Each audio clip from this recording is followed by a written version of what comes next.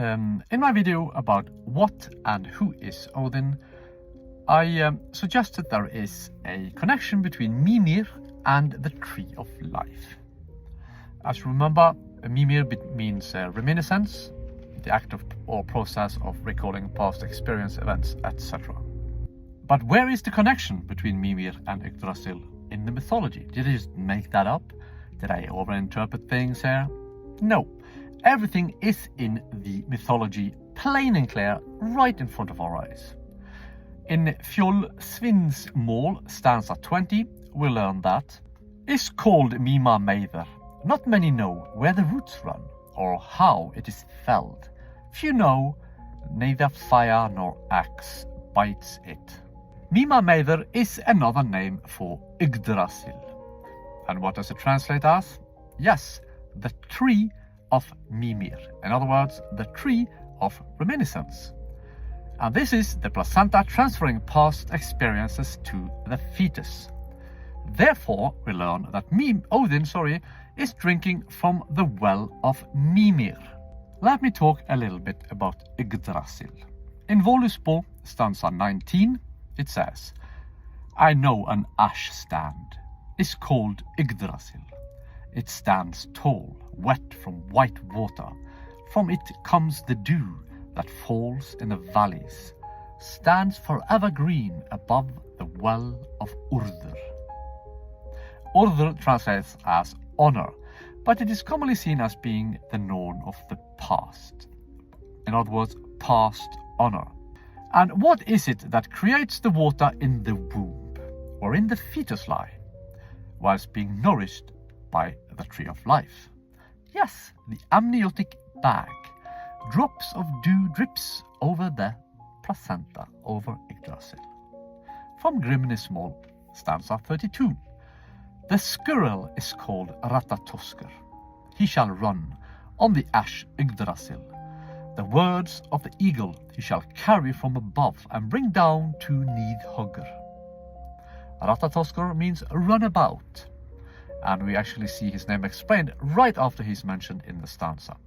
He runs about in the ash tree, bringing words from the eagle to Nidhoggr. Nidhoggr is commonly known as a worm that gnaws on the roots of Yggdrasil, but its name can translate as decapitation of the kinsman. Yes, it can really translate as that. Nidhoggr is the fetus gnawing on the umbilical cord, the roots of Yggdrasil, connected to the placenta. This can remind us of a few things, like Mimir, described as a decapitated head, and of course Odin himself as the sum of the forebears, the kinsman, who when he is reborn has the umbilical cord cut. The placenta is sometimes described as a head, sometimes as Mimir, and it is indeed decapitated when Odin is born. Not many know where the roots run or how it is felled. Neither fire nor axe bites it. Yes, because when you are born, the placenta dies no matter what you do. Neither fire nor axe kills it. The placenta kills itself. It gives itself to itself. Odin hanging in the tree and falling down, reborn. So the placenta is the sum of the ancestors, and it gives itself, to a fetus. It becomes itself again. The eagle that Ratatoskr brings words from is the eagle we see hanging above Valhall, described in Grimnismal, stanza 10.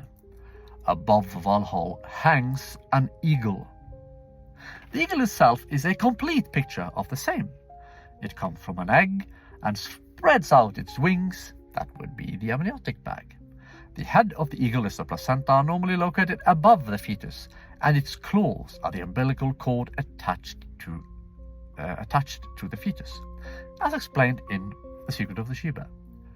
Ratatoskr is a squirrel. Squirrels in Europe are red. What else is red that travels between the placenta and the fetus? Blood.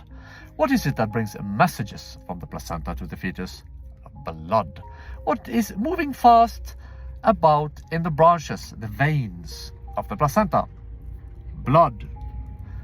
Where, there you have your answer. Ratatoskr is the blood.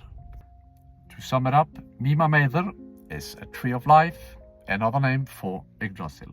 Mimir means reminiscence, the act of recalling past experience, which is what is happening in the womb when the placenta transfers the knowledge of the ancestors to the fetus.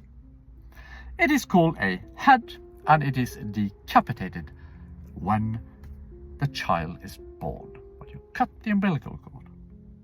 Yes, we're going to return to that image later on when we talk about the symbol of dragons and such in fairy tales and mythology. You still don't know enough, or what?